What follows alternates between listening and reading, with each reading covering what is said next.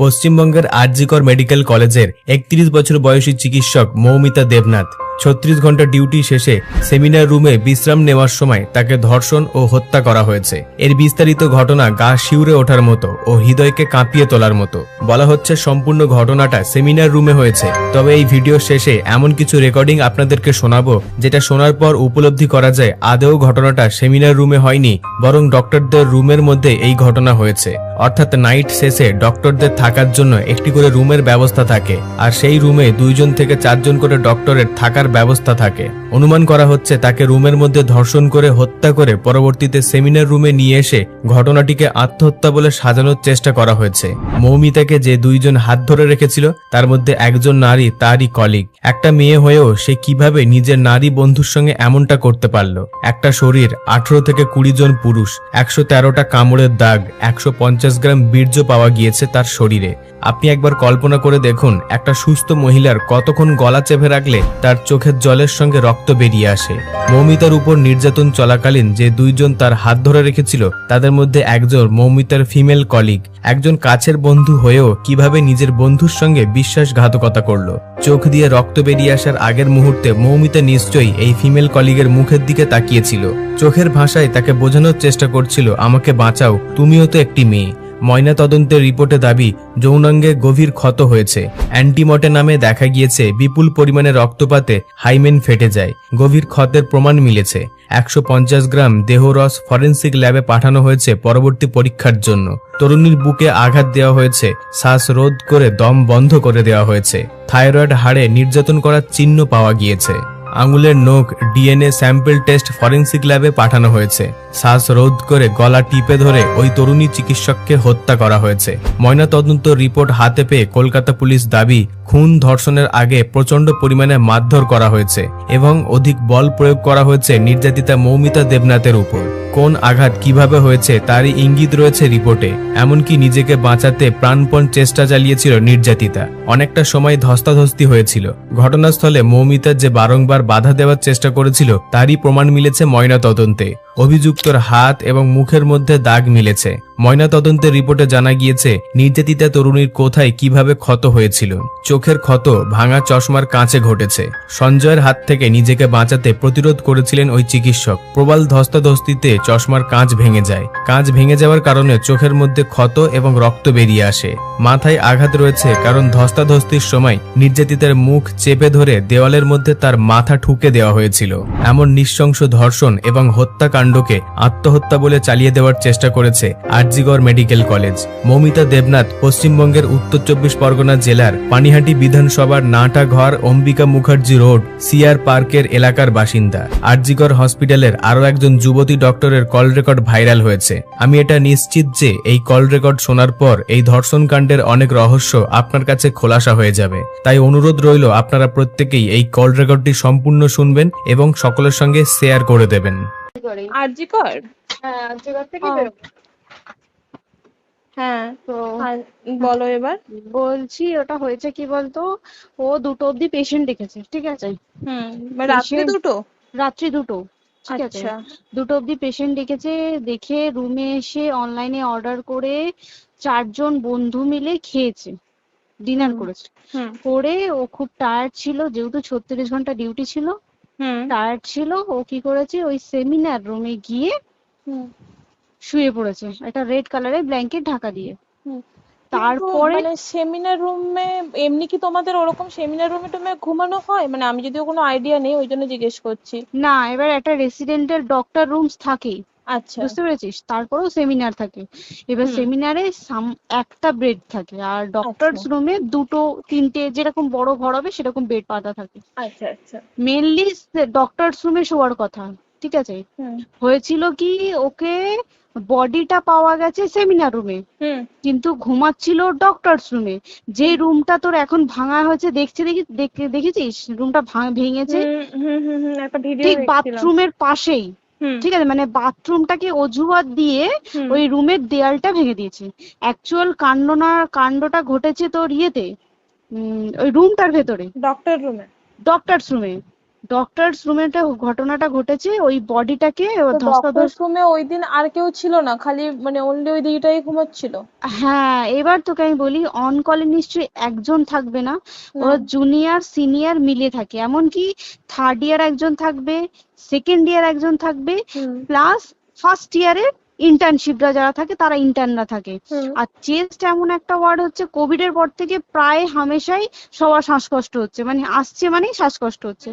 আর chest word আর chest medicine দুটোই পাশাপাশি word, ঠিক আছে? তো কেউ কি শুনতে পায়নি? কেউ শুনতে পায়নি। ওটাই তো আমি ওই দিনকে ওটাই ভাবছিলাম। এবার দেখ, ধস্তাধস্তি করাতে একটা নিশ্চয়ই চিৎকার হয়, একটা ভায়োলেন্ট হয়, বুঝতে পেরেছিস? তারপরে আবার কি, যে 4 জন ওর সাথে খেয়েছে তারা কোথায়, তারা কেন মিডিয়ার সামনে আসছে না? তাই তো, তারা কেন আসছে না? তোমার ওই দিন ডিউটি ছিল না রাতে? ওই দিনকে আমি নাইটে ডিউটি করছিলাম। আচ্ছা। আমি নাইটে ডিউটি করে এসেছি, আমার লাস্ট নাইট ছিল তো। আমার তো 3 দিন নাইট থাকে, 3 দিন নাইট থাকার পর লাস্ট নাইট ছিল, লাস্ট নাইটের পর বুধবার আমার লাস্ট নাইট, বুধবার রাতে ঘটনাটা ঘটেছে। আমি বাড়িতে এসেছি, রীতিমতো বাড়িতে এসে শুয়ে পড়েছি। 3টের সময় আমার কাছে ফোন এসছে যে সবাইকে ডেকে পাঠিয়েছে, ইমিডিয়েট আয়।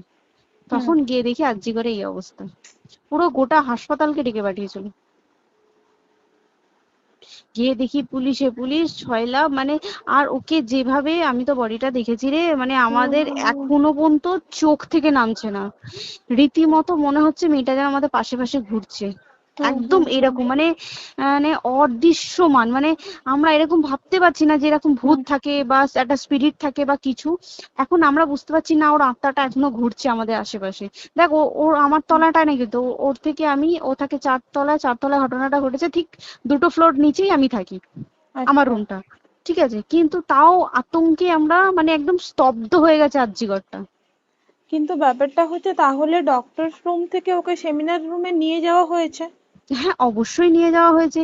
এবার দেখ, নিয়ে যাওয়া হয়েছে, ওকে যেভাবে মারা হয়েছে এটা একার পক্ষে অসম্ভব, দিস ইজ এ ইম্পসিবল, পুরোপুরি গ্যাং রেপ, গ্যাং রেপ ছাড়া কোনো কিছু নয়।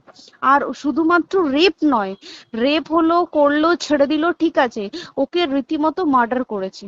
মানে মানে হিসেব মতো যা বুঝছি, মানে তোমার কথাতে, ওটা হচ্ছে ওর ওই বন্ধু বান্ধব মেবি জড়িত। এক্স্যাক্টলি, হয় ওর বন্ধু বান্ধব কেউ, ঠিক আছে, মানে 4 জনের মধ্যে কেউ, আইদার ওকে এমন কিছু করতে বলতে। দেখ, বড় বড় কোম্পানিতেও তো এরকম হয়, মানে হয় তুমি আমার সাথে কম্প্রোমাইজ করো, নয় তুমি চাকরি ছেড়ে চলে যাও, হয় তো। এখানেও সেরকম কিছু একটা হয়েছে, যাকে যে ক্রাইম করেছে সেও কিন্তু নর্মাল ডক্টর নয়, কিন্তু সেও একটা ভালো পোস্টে র্যাঙ্ক করছে, বুঝতে পেরেছিস? তবেই কিন্তু পুরো ব্যাপারটাকে হসপিটাল চেপে যেতে চাইছে, পুরো ব্যাপারটা। তাহলে এই সিভিক যে ও কোথা থেকে আসছে? এবার তোকে আমি বলি ওটা কোথা থেকে আসছে। আমাদের প্রিন্সিপাল চেঞ্জ হয়ে গেছে, ডেপুটি সুপার চেঞ্জ হয়ে গেছে, তারপরে আমাদের ওই অ্যাসিস্ট্যান্ট সুপার চেঞ্জ, সব চেঞ্জ হয়ে গেছে। তারপরে যে ওয়ার্ডের ডাক্তাররা ছিল, সিস্টাররা ছিল, ওয়ার্ড বয়রা ছিল, মাসিরা ছিল, সবাইকে ডেকে এখন সাসপেন্ড করা হয়েছে। তারা কোথাও যেতে পারবে না, রোজ গিয়ে কোর্টে গিয়ে দেখা করছে, আজকেও কোর্টে গেছিল সবাই। তারপরে আমি বলবো সময়, কারণ সময় যখন তারপরে তো তোর এগুলো হলো, তারপরে তোর কি বলে, আরে বল না, ওই সিবিআই এটা হয়েছে কি, মানে ও সেই সঞ্জয় রায় যে ধরা পড়েছে, অ্যাকচুয়াল কিন্তু ও নেই, ঠিক আছে? ওর এতটা ক্ষমতাই হয় না, ও অত রাত্রে কি করতে যাবে, ও অত রাত্রে ওখানে কি করতে যাবে?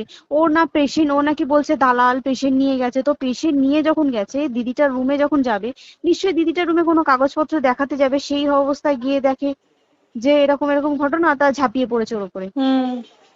এরকম কিছু কি, তাও কিছু নয়, শুধু গেছে, দেখছে ড্রিঙ্ক অবস্থায়, ওকে ক্যামেরায় দেখা গেছে ড্রিঙ্ক অবস্থায় গেছে আর এসছে, এইটুকুই দেখা গেছে। তারপরে হচ্ছে কি, তোর অনেক রকম, এখানে অনেক রকম ব্যাপার আছে। যে দিনকে ঘটনাটা ঘটে তার ঠিক 2 দিন পরে ওই সেমিনার বাথরুমের অজুহাত দিয়ে ডক্টর যে রুমের দেওয়ালটা আছে ওই দেওয়ালটা ভেঙে দিয়েছে। কেন? প্রথমে ওকে বললো সুসাইড করেছে, আমাদের যখন ফার্স্ট খবর আছে তখন সুসাইড করেছে। তারপরে যখন হসপিটালে যাই তখন গিয়ে শুনছি নাকি না, সুসাইড করেনি, এটা রেপ করেছে, রেপ করে মার্ডার করা হয়েছে। হুম।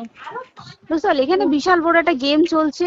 এবার আর যে ওর উপর কি রাগ ছিল মানে? হ্যাঁ হ্যাঁ হ্যাঁ হ্যাঁ হ্যাঁ হ্যাঁ একদম আমি তো কি বললাম, শোন তুই যদি কারোর সাথে কম্প্রোমাইজ করিস তাহলে তোর পোস্ট বাড়বে, তুই কারোর সাথে কম্প্রোমাইজ করবি না তোকে মার্ডার করে দেবে। মানে মানে ওরকম টাইপের কিছু বলছো তো? এরকমই টাইপের কিছু একটা ছিল, আইদার খুব রাফ মানে খুব রাগ, খুব মানে খুব ওর উপরে খুব ফ্রাস্ট্রেশন ছিল, যারই ছিল খুব ফ্রাস্ট্রেশন ছিল। শুধু ওকে মারিনি রে, রীতিমতো মার্ডার করেছে। ওর যে ক্ল্যাচারটা ছিল, ওর আমি ইউরিন, শুনেছি এটা। ওর ইউরিনের রাস্তায় ক্ল্যাচারটা ঢুকিয়ে দিয়েছে, তুই জানিস? মানে কি বলবো, মানে ওকে দেখা যাচ্ছে না, আমরা তো দেখেছি নিজের চোখে, ওকে দেখা যাচ্ছে না। মানে একটা ব্লিড, মৃত্যু কতটা মানে এইটা মানে প্রচন্ড কষ্ট পেয়ে একটা মেয়ে মারা গেল। আর ওর যে গলাটা চেপে ধরেছে, ওর ওই চেপে ধরাতে মানে এতটাই জোরে চেপে ধরেছে যে ওর চোখ ফেটে রক্ত বেরিয়েছে। বুঝতে পেরেছিস? মানে কি বলতো, যদি ধরা পড়ে না, উচিত মানে যারা এটার সঙ্গে দায়ী না, আর এই যে সিবিআইটা হয়েছে, সিবিআইটা একমাত্র আমাদের জোরেতেই সিবিআইটা এসছে। মানে আমরা ওই সঞ্জয় রায় একার পক্ষে সম্ভব না এইসব। তারপরে পোস্টমর্টম রিপোর্টে তুই জানিস ওই আমাদের ভাজাইনা থেকে 150 গ্রাম স্পার্ম বেরিয়েছে। পোস্টমর্টম রিপোর্ট 150 গ্রাম স্পার্ম, মানে বুঝতে পারছিস? নট এ ক্যালকুলেটেড, মিনিমাম কম করে 6 থেকে 7 জন করেছে ওকে রেপ। ছি ছি ছি। ওই জন্যই তো আমরা এতটা বেশি ভাইলেন্ট হয়ে গেছি, বুঝতে পেরেছিস? আর তারপর দেখো, একটা মেয়ে তার কাজের জায়গাতেই ছিল, এমনটা নয় যে রাস্তাঘাটে কোনো বিপদ, তার কাজের জায়গাতেই সেফ নয়। শোন দেখ, বড় বড় কোম্পানিতে কি হয়, রুমের ভেতরে এগুলো হয়, মানে ধর রুমের ভেতরে হলো, যেমন কল সেন্টারে হয়, নাইট শিফটে হয়, এইগুলো একসেপ্টেবল। বাট হসপিটাল হচ্ছে এমন একটা এরিয়া, মতো একটা, হ্যাঁ আরজিকর বলে না, যে কোনো হাসপাতালে কেউ যদি স্ব ইচ্ছায় কারোর সাথে রিলেশনশিপে গিয়ে করতে চায় সেটা আলাদা জিনিস, কিন্তু ঠিক আছে, কিন্তু কেউ কারো বিরুদ্ধে এইভাবে করতে পারে না রে। তুই জানিস না, মানে ওয়ার্ডে দেখ, কম বেশি আমরা সবাই ঘুমাই, কম বেশি আমরা সবাই জেগে তো থাকি, তাতে কি কেউ শুনতে পায়নি? তার কি একদম ভাইলেন্স ছিল না? যদি কেউ না শুনতে পারে তাহলে ওর খাবারে কেউ কিছু মিশিয়েছিল, তাই কি না? সেটাও পোস্টমর্টম রিপোর্টে মানে লিক করছে না যে কেন খাবার ও তো খাবারটা খেয়েছিল, সেটা তো নিশ্চয়ই পেটেই ছিল, পেট থেকে তো বমি করে বের করে দেন, সেটা তো ফরেনসিক রিপোর্টে কিছু বলবে। আর তুই জানিস না, দেনার দেন মানে ধর পোস্টমর্টম রিপোর্ট আসতে 3 দিন সময় লাগে, ও যেদিনকে মরেছে ঠিক তার পরের দিনকে বিকালবেলা পোস্টমর্টম রিপোর্ট বার করে দিয়েছে, মানে বডি বার করো আর পোড়াও, 10 সেকেন্ডের মধ্যে বাড়িতে নিয়ে গেছে, তারপরে বডি পুড়িয়ে দিয়েছে। মানে কি বলবো, হসপিটাল, মমতা ব্যানার্জি, সবাই মানে তৃণমূল প্রত্যেক সবাই এটাকে পুরোটাই কেসটাকে চাপা দিতে চাইছে, পুরোটা। তবে তুই ভাব, যে মানুষটাকে এত ক্ষতবিক্ষত ভাবে মেরেছে, তাকে অভিষেক ব্যানার রেপ কি কলকাতায় প্রথম হলো? নয়, বিভিন্ন জায়গায় বিভিন্ন ভাবে রেপ হয়েছে, ধরা পড়েছে, ফাঁসি হয়েছে কি জেল হয়েছে। অভিষেক বন্দ্যোপাধ্যায় কেন বললো জাস্ট তোর কি বলে এনকাউন্টার করতে? মানে কি, সঞ্জয়কে যদি এনকাউন্টার করে পুরো কেসটা চাপা পড়ে যাবে, একদম স্টুডেন্টরা ঠান্ডা হয়ে যাবে। আর আমরা সেটা মানবো না, আমরা সেটা হতেই দেব না।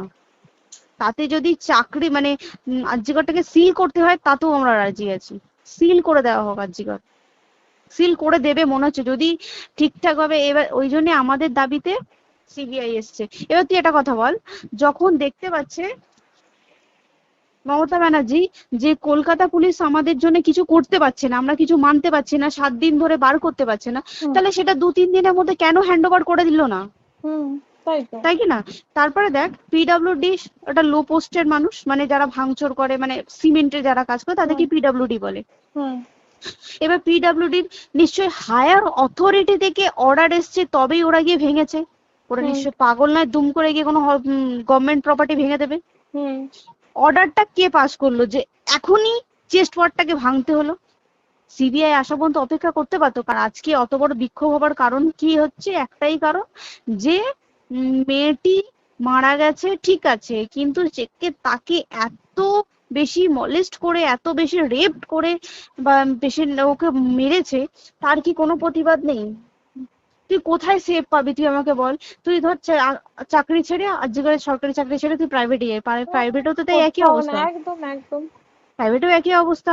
তুই কোনো চায়ের দোকান খুলে বসবি, অনার্সশিপে তুই বসলেও তাও এসে তো হাজার ছেলেরা থাকে, হাজার ছেলেরা টিজ করে, তুই কোথায় কি করবি? তাহলে আমাদের সেফটি কোথায়? আমাদের মুখ্যমন্ত্রী মমতা ব্যানার্জি, সে একটা লেডি হয়ে তাহলে আমাদের কি সেফটি দিয়েছে? আমাদের কি লক্ষ্মী ভান্ডার দিলে this is a problem solve? পুরো মাসের আমাদের কি সব খরচা চলে যায় লক্ষ্মী ভান্ডারে? জানি না, আই ডোন্ট নো, মানে আমরা প্রচুর ক্ষেপে আছি, প্রচুর, মানে এর বিচার না চাওয়া পর্যন্ত তুই ভেবে চল কি এটা সলভ হবে না। আমরা মানে বিচার আমি নিয়ে আমি কথা বলবো। দুদিন ধরেই ভাবছিলাম তোমাকে ফোন করবো, কিন্তু মানে এটা ওটাতে হয়ে উঠছে না। আর তোমাকে তো আমি ওই দিন রাতেই হোয়াটসঅ্যাপ করলাম না, হ্যাঁ হ্যাঁ এবার হ্যাঁ তখনই না আমি ব্যাপারটা অতটা বুঝতে পারিনি, আর আমার তার পরের দিনই ভোরবেলা ডিউটি। তা হ্যাঁ, আমি খুব তারপর সাবধানে থাকিস তুই, আর খুব বলো না, সাবধানে না না, থাকিস।